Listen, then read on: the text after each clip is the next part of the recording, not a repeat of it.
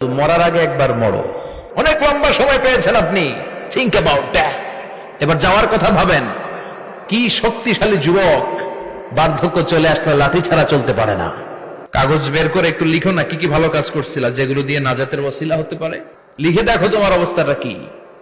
এত মায়া, এত ভালোবাসা কই যাবে? কেউ থাকবে না, চলে যেতে হবে। এই কোলাহল, এই ব্যস্ততা, এগুলো থাকবে, থাকবো না আমি। জীবনটা এটা হচ্ছে লালসাময় একটা জীবন। লোভ, মরিচিকা, মায়াজাল, এই মায়াজালে আমরা আটকে আছি। ফলে মৃত্যুর কথা আমরা ভুলে গিয়েছি।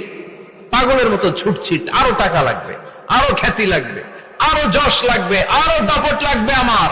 এত টাকা দিয়ে কি হবে? এত সম্পদ দিয়ে কি হবে? এত ব্যস্ততা দিয়ে কি হবে তোমার?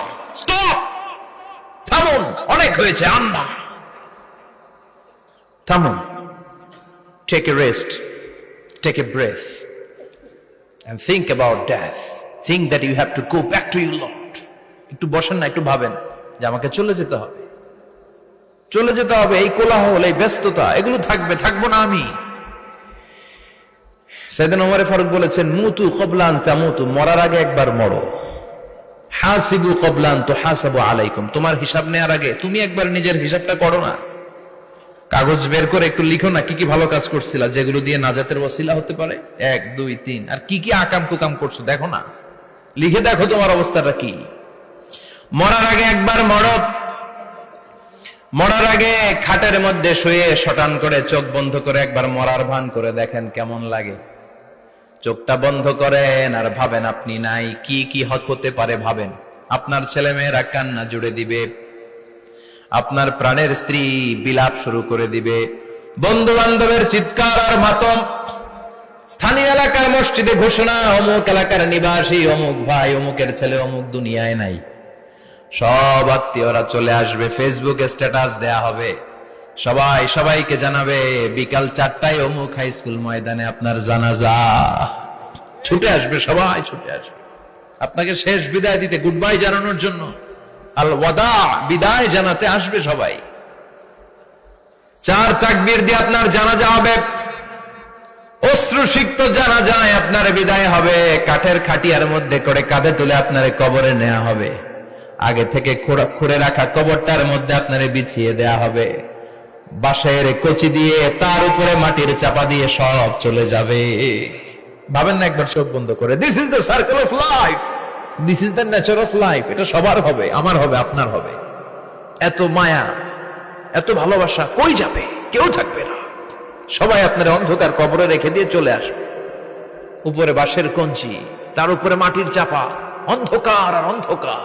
এই অন্ধকার যেন শেষ হতে চায় না। এজন্য আমাদের চলে যেতে হবে। দাদা গেল, চাচা গেল, মামা গেল, আমাদেরকেও যেতে হবে। জোরে কোন ঠিক কিনা? একদিন মাটির ভেতরে হবে ঘরে মন আমার, কেন বন্ধ দালান ঘর? প্রাণ পাখি উড়ে যাবে পিঞ্জর ছেড়ে,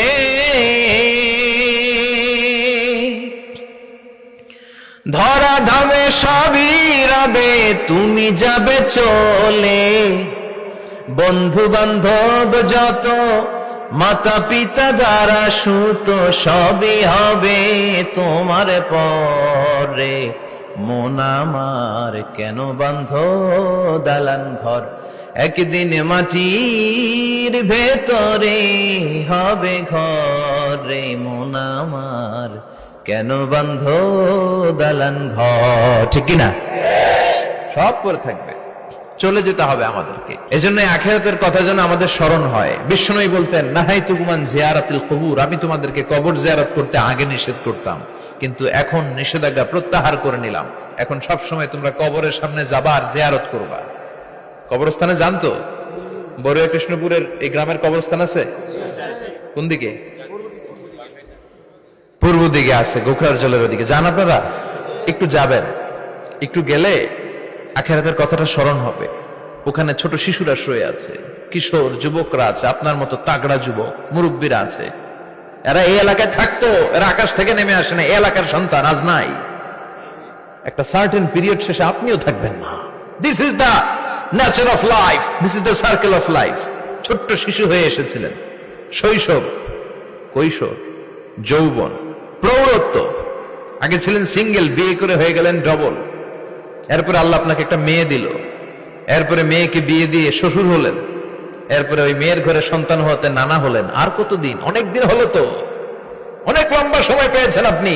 থিঙ্ক অ্যাবাউট দ্যাট। এবার যাওয়ার কথা ভাবেন, আখিরাতের সামানের কথা ভাবেন, ফিরে যেতে হবে।